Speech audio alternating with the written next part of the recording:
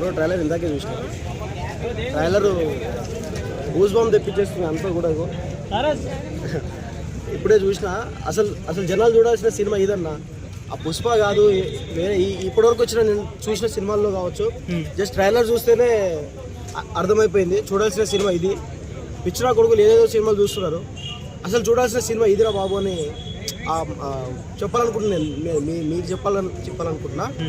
జనాలు చూడాల్సిన cinema game changer. ఏంటి విజువల్స్ ఎలా ఉన్నాయి, బ్యాక్గ్రౌండ్ స్కోర్ ఎలా అనిపించింది? అంటే 3 క్యారెక్టర్స్, అంటే మోస్ట్లీ 2-3 క్యారెక్టర్స్ ఉన్నట్టున్నాయి కదా, ఎలా ఉండబోతుంది అనుకుంటున్నారు అన్న?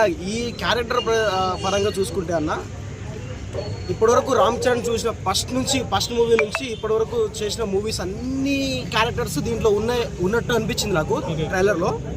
ఆ చూసిన దాంట్లో ఇప్పుడు గుర్రం సీన్ ఒకటి అనిపించింది, హెలికాప్టర్ నుంచి దిగడము అంతా, ఇవన్నీ మగధీర ఇదివరకు మన చిరుతలో చూసినవి, ఇవన్నీ ఒక నాయక్, ఒక రచ్చ, ఈ సినిమాల్లో మనం అన్ని చూసినవే. ఈ దీంట్లో ఒక్కొక్క క్యారెక్టర్ మొత్తం అన్నీ కూడా హైప్ ఇచ్చే క్యారెక్టర్స్ ఉన్నాయి. అండ్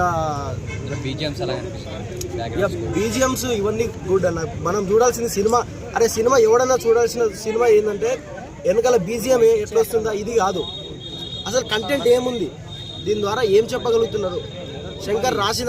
డైరెక్టర్ శంకర్ గారు రాసిన దాంట్లో ఆ స్టోరీ లైన్లో మెసేజ్ ఏంది అది చూడాలి.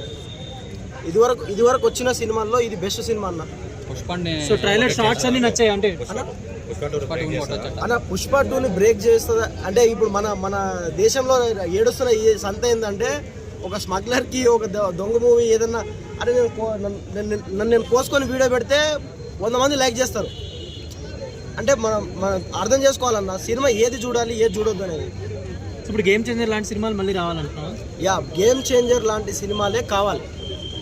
గేమ్ చేంజర్ లాంటి సినిమాలే కావాలి.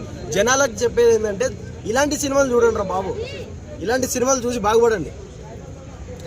పుష్పన ఎర్రచందనం తీసుకొని ఇవన్నీ చూసి మళ్ళీ ఎవడో చచ్చిపోయాడని అన్న నేను చచ్చిపోయాను అని చెప్పి ఇవన్నీ పెంట చేసే బదులు ఈ సినిమా చూడండి. ఈ సినిమా చూసి బుద్ధి తెచ్చుకోండి.